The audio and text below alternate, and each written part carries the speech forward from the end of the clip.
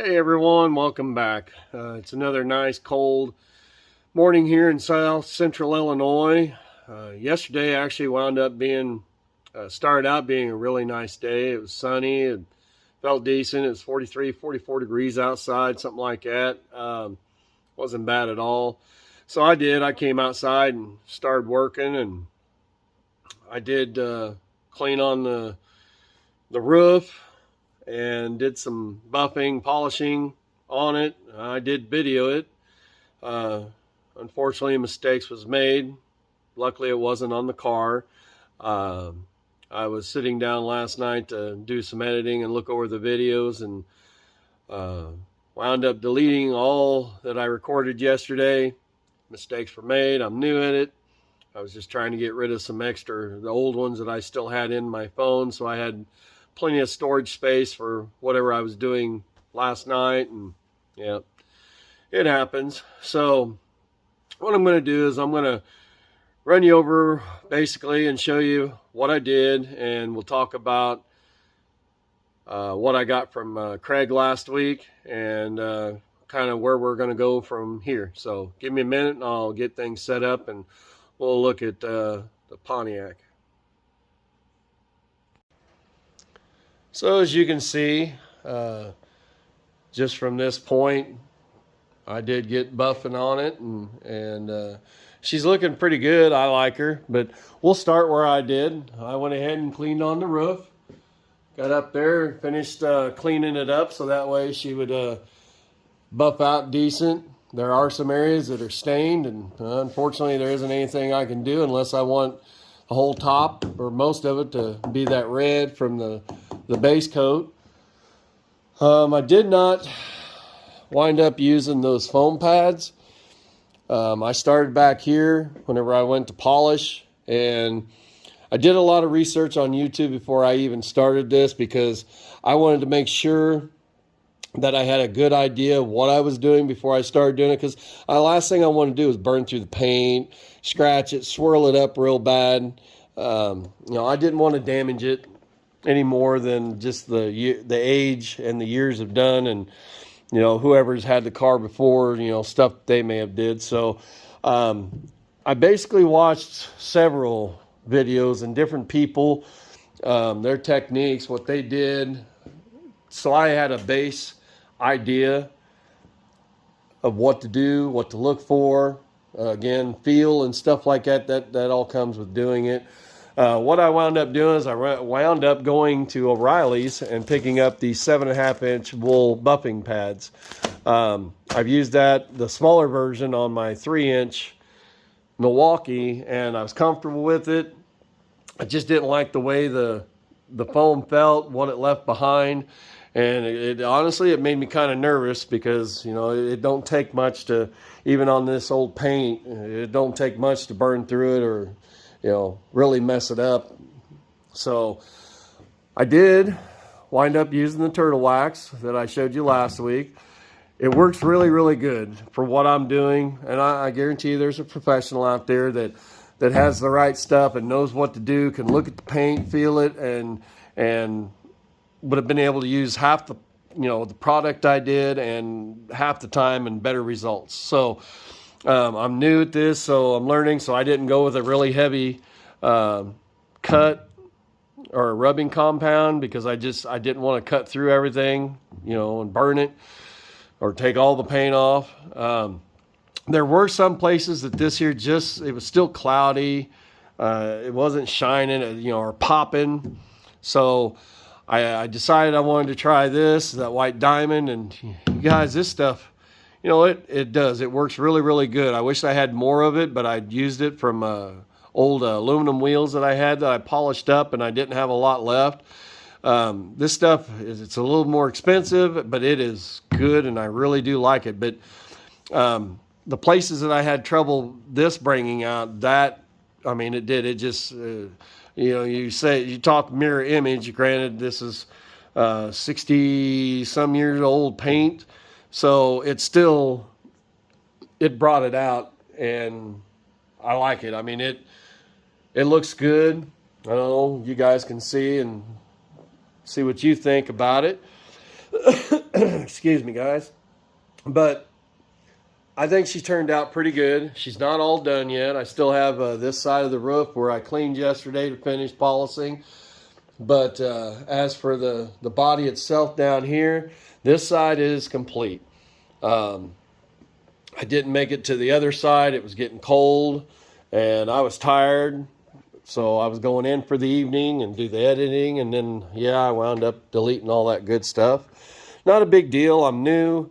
You know, there's not much to learn from me. At the end of the day, I didn't, mess it up. I didn't burn through the paint, swirl it, scratch it, nothing like that. I mean, it turned out good.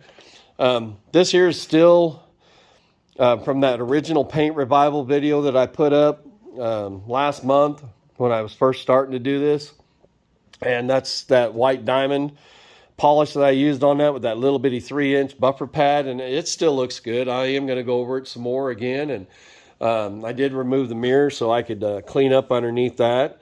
And it's clean. It's kind of yellowish stain. You can see that, but it is what it is. And that's just the way she's going to stay. But I got the rest of the car to do. You can see down through there, there's no shine or anything yet, but I want to get her sealed up. I know that the buffing is not going to seal it. It'll kind of help it, but I am going to have to apply a sealer wax or coating of some sort for the time being.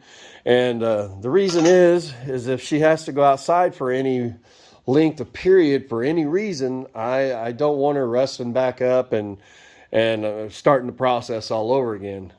The reason why she might have to go outside is if you see that right there, that is the new Go machine. That will make the wheels go round and round, forwards and backwards, we hope. But yeah, that's a hydromatic transmission. I got that from Craig. Believes it's to be a good one. We don't have any thoughts that it might not be, but it's going to get all good and cleaned up, and I will wind up painting it, and it'll go back to that, I don't know how well you can see it, but that Pontiac blue. I am going to open it up and just check and make sure there's nothing sitting in the pan or, something loose or obviously broke, because I don't know enough about these, but I can look at it to a certain extent and know if something's majorly wrong and it's not going to work before we put it in. I also got some other goodies that I did not have. If I keep from kicking the stuff whenever I'm around. Got a front dust cover, and then the bottom, the main dust cover right here. This here is a thermal tube, I believe it's called, and it goes from the intake up to the choke for the carburetor and everything on cold mornings. I got these original spark plug wire holders, and this here something I did not have at all with this whenever I got the car, and it's the downdraft tube. All this stuff I'll clean and I'll repaint. This one here I got to do some reshaping of the bottom so it'll actually draw the air through the motor as it's supposed to. This here is a governor rod. I did not have one of those. I actually have one now, thanks to Craig again. I got the throttle assembly. The reason is we wasn't sure if I had everything I needed, so went ahead and got me that, and it's got another governor rod on it. It's just down here where the ball goes in on the transmission linkage. It's messed up a little bit, so he went ahead and got me another one. I also got a carburetor repair kit there to put in my carburetor, since she is still original.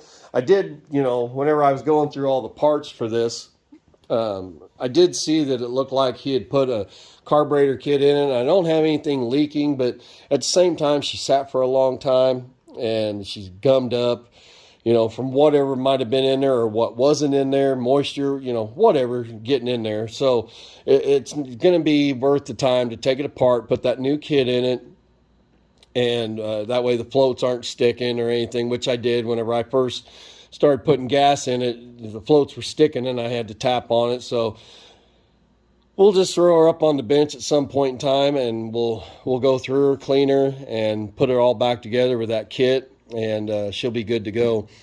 Um, I am going to be pulling the engine and transmission in one unit, so all of this, while the motor and transmission's out, this engine bay, she's going to get good and cleaned up. Any broken wires, missing wires, stuff like that. Get it all cleaned up while it's out. Take this radiator support out. Some of this up here may get repainted black, since that seems to be what it was painted. But yeah, just get it all cleaned up and ready to go back. The engine also will be cleaned and painted that Pontiac blue, so it'll be gone through. But other than that, the other thing is we all talking and discussing the names on her, and it was either going to be Lucille or Camille. I know they're a little bit different, but you guys pretty much all kind of voted along with me. While Lucille is a beautiful, wonderful name, we're just going to go with Camille. It matches the car, it matches her paint, and probably her attitude. I don't know. I don't know too many Camilles, so I shouldn't comment on that as an attitude thing. But it fits her. So, sorry guys, trying to get you set down here so I'm not wobbling all over the place. But that's the plan for her right now. Is I want to finish buffing her out. I do need to apply a sealer wax of some sort. I'm going to have to look and see what I want to use. Again, I'm going to do research because I'm not for sure what to use. I would just go and grab a normal wax. But I know that from what I've seen so far, there's a lot of different things. Same with the different cutting compounds. There's very aggressive ones. There's lighter ones than I've got. I kind of chose to be, in the middle and safe as to not, tear up the car or the paint job. Same with using the wool buffing pads rather than these the foam ones, because they were different and they felt different and they left stuff behind. And again, I'm just not confident enough to be using those now. If someone, knows what they're doing and has the time, that wants to show me how to do it, hey, I'm willing to learn. But right now, I'm just going to continue using those wool pads. I'm comfortable with using them. But yeah, I want to get her sealed up and get the engine and motor pulled out. I don't know. It's supposed to be cold and all the rest of this week and most of next week. But probably on my next days off next week, I'll start, and I may even this week. I got today and tomorrow and go back in Sunday night. So depending on where I get or how I feel or how cold it is, I may go ahead and start, pulling the stuff, getting it ready to have that engine pull out. I haven't decided if I'm going to pull her out where she's at, turn it different. I don't know. She's a long girl.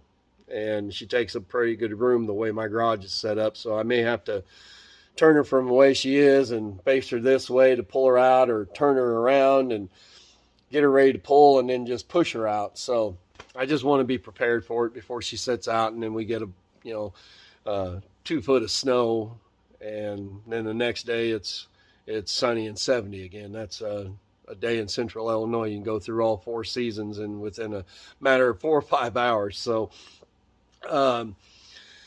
that's my plan, and we're just gonna start calling her Camille. I just got to remember that and put that in the back of my mind, and just remember Camille. But I'm gonna let you guys get to your weekend. Hopefully you got some decent weather or a shop that you can work on whatever your project is right now, or something you're just freshening up over the winter months, or whatever. Hopefully you guys can get to her and enjoy it. But I'm going to let you guys go. And again, thanks for watching. And if you haven't, like and subscribe. I appreciate it. Keep those comments coming. And we'll see you guys next time. Have a good one. Rusted or busted, you guys can make it happen.